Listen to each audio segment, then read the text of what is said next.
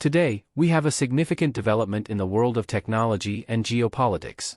The United States has granted permission for two major South Korean tech giants, SK Hynix and Samsung, to continue receiving critical U.S. chipmaking tools at their Chinese facilities.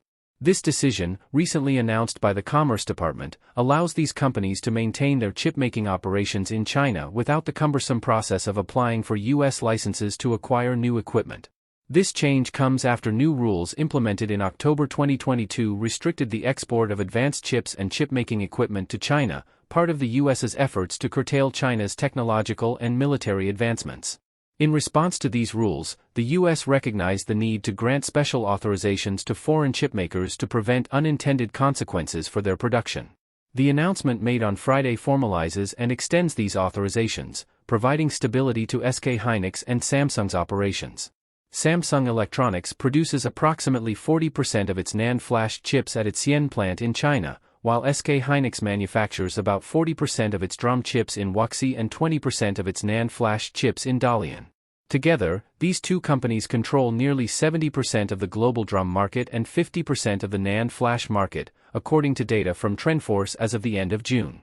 The South Korean government has also announced that Samsung Electronics and SK Hynix will be allowed to supply U.S. chip equipment to their China factories indefinitely without the need for separate U.S. approvals, further solidifying their operations in the region. Notably, Taiwan Semiconductor Manufacturing Co., TSMC, has also been granted authorization to continue its operations in Nanjing, China, and is in the process of obtaining permanent approval for its activities in China. TSMC is optimistic about receiving this authorization.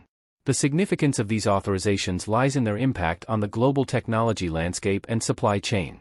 TSMC's expectation of a permanent U.S. approval to supply chip tools to its China factory demonstrates the evolving nature of U.S. restrictions on foreign chipmakers operating in China.